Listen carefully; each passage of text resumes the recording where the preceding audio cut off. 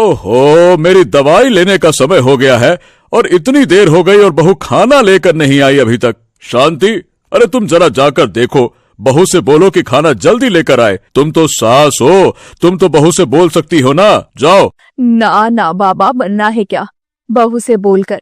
आपको पता नहीं क्या, जरा सा बोलने पर बहू झगड़ा करेगी सो, और सुनाएगी वो अलग।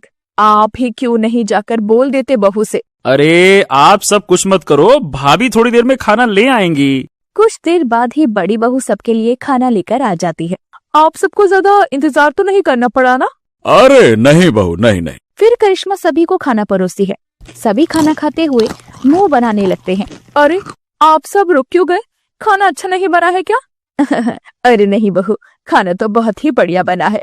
हाँ हाँ बहू, खाना बहुत अच्छा है, बहुत बढ़िया। हाँ करिश्मा, खाना बहुत टेस्टी बना है। हाँ भाभी, खाना टेस्टी बना है। सच में भाभी, खाना तो बहुत ही टेस्टी है। सब झूठी मुस्कान के साथ खाना खाते हैं। मैंने सब रख दिया है, आप सब खाना खाइए, मुझे किचन में थोड़ा काम है। कुछ चाहिए हो तो आवाज दे देना। ये भी कोई खाना है भला? बिना नमक के भी खाना अच्छा कैसे बन सकता है? और ये रोटियां देखी है जली हुई हैं। अरे आप बहू से जरा बोल नहीं सकते थे कि खाने में नमक नहीं है? रोटियां देखी हैं कैसी जली हुई है। अरे इतना है तो तुम बहू से बोल क्यों नहीं देती हो? तुम तो सास हो, हक बनता है तुम्हारा। क्यों, तुम ससुर नहीं हो क्या जो मैं ही हर बात बोलूं? अरे मैंने जरा बोला नहीं कि वो फिर से महाभारत शुरू करके रख देगी और घंटों चुप नहीं होगी। जैसे भी खाना बनाया है चुप करके खा लो ना, नहीं तो कल से ऐसा भी खाना नहीं मिलेगा। हाँ माँ सही कह रही है, भाभी से बोलना मतलब झगड़ा मोल लेना। जब से भाभी इस घर में आई है एक भी दिन ठीक से खाना नहीं खाया। सच में, भाभी से जरा कुछ बोलो तो वो बिना लड़ाई झगड़े के बात ही नहीं करती है। इससे अच्छा है कि मैं खुद जाकर किचन से नमक ले आता हूँ। भाभी ने सुन लिया तो और आफत हो जाएगी। हाँ नहीं तो। फिर रोहन किचन से नमक लेकर आता है और सब खाना खाते हैं। इस तरह एक दिन कपड़े धोते समय टंकी में पानी खत्म हो जाता है। ओह, लगता है टंकी में पानी खत्म हो गया, मोटर चलानी पड़ेगी। करिश्मा जाकर मोटर चला देती है। इतने टंकी में पानी चढ़ेगा, मैं जाकर कुछ देर आराम कर लेती हूँ। मोटर चालू करके ऐसे ही 2-3 घंटे बीत जाते हैं और टंकी से पानी लगातार गिरता है। करिश्मा मोबाइल में वीडियो देख रही होती है और आधे धुले बर्तन पड़े होते हैं।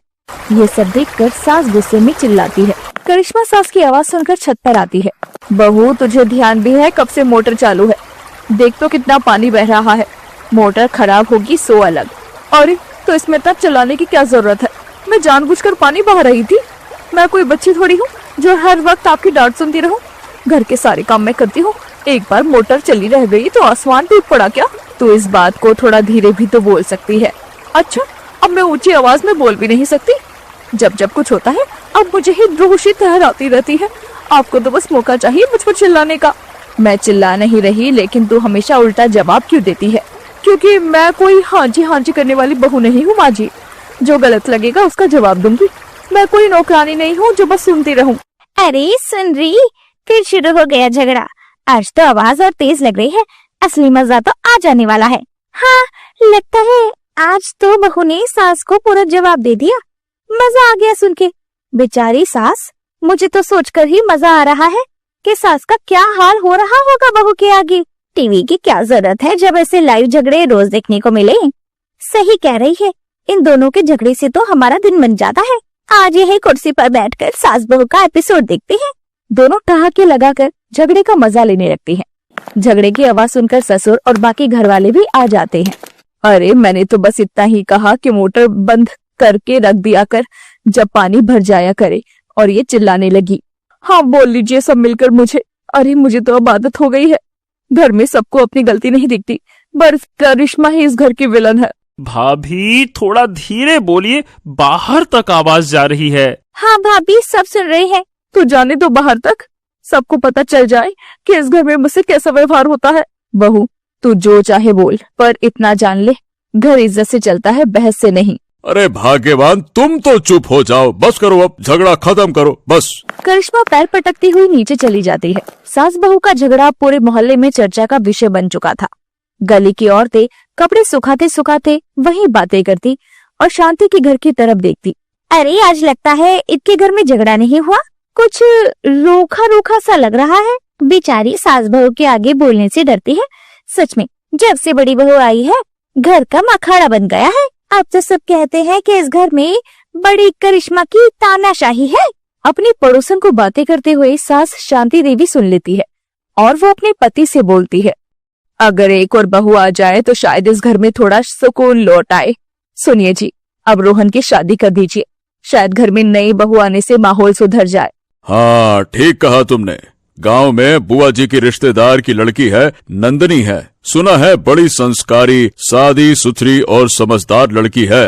हाँ, वही ठीक रहेगी। मैं आज ही बुआ जी से बात करके रिश्ते की बात करता हूँ। ससुर तभी बुआ जी को फोन लगाता है और अपने छोटे बेटे रोहन के लिए नंदनी के साथ शादी की बात चलवाता है। कुछ ही दिनों में रिश्ता तय हो जाता है और रोहन की शादी नंदनी से हो जाती है। नंदनी शादी करके ससुराल आती है। गृह प्रवेश की रस्म होती है। शादी के अगले दिन नंदनी अपनी पहली रसोई में सबके लिए खाना बनाती है। पूरे घर में पकवानों की खुशबू फैल जाती है। सब लोग खाने की टेबल पर बैठे हुए होते हैं। अरे वाह बहू, क्या बढ़िया खुशबू आ रही है। ऐसा खाना तो आज तक बड़ी बहू ने भी नहीं बनाया। लगता है होटल से भी अच्छा खाना है। आहा।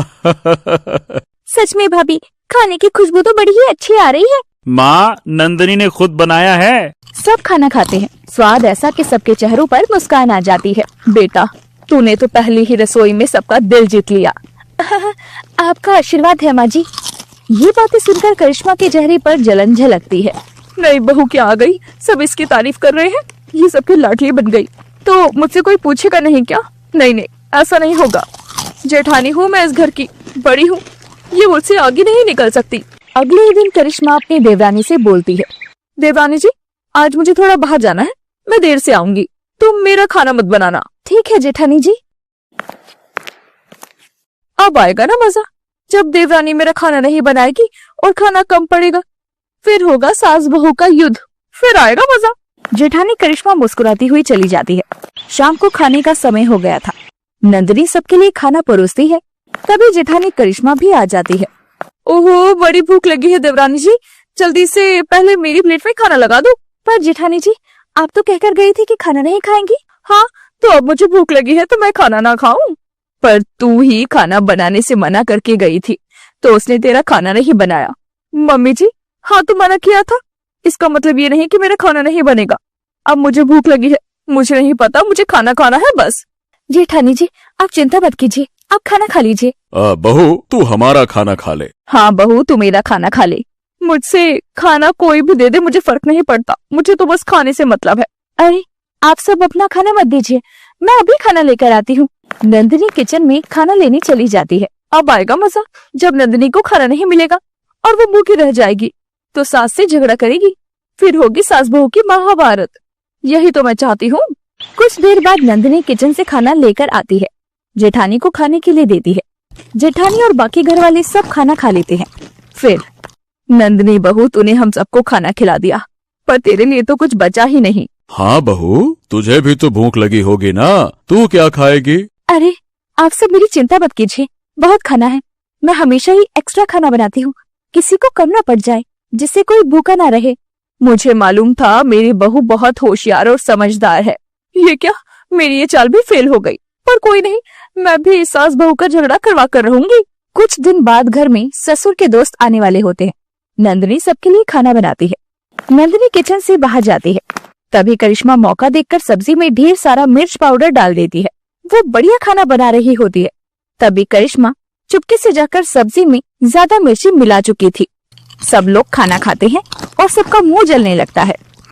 अरे रे रे रे रे रे, बाप रे बाप, इतनी मिर्ची के मारे तो मेरा मुंह जल रहा है। अरे कोई पानी तो दो, पानी दो भाई। नंदनी, तुमसे ये उम्मीद नहीं थी। नंदनी कुछ नहीं बोलती, पर करिश्मा की मुस्कान सब बता देती है। थोड़ी देर बाद नंदनी रसोई में जाकर सब्जी के दूसरे बर्तन देखती है।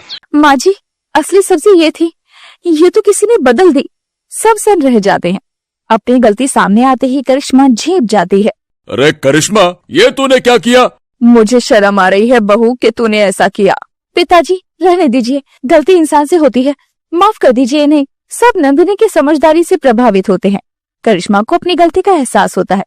वो नंदनी से कहती है, मैंने तुम्हारे साथ ठीक नहीं किया, पर तुमने सब संभाल लिया। मुझे माफ कर दो देवरानी। परिवार एक होता है जेठानी जी, यहाँ कोई छोटा बड़ा नहीं होता। धीरे धीरे दोनों के बीच झगड़ा खत्म हो जाता है, घर में शांति, प्यार और हंसी लौट आती है। तो दोस्तों, कैसी लगी आपको हमारी ये कहानी? हमें टाइप करके कमेंट बॉक्स में जरूर बताएं और चैनल को लाइक, शेयर, सब्सक्राइब करना ना भूलें।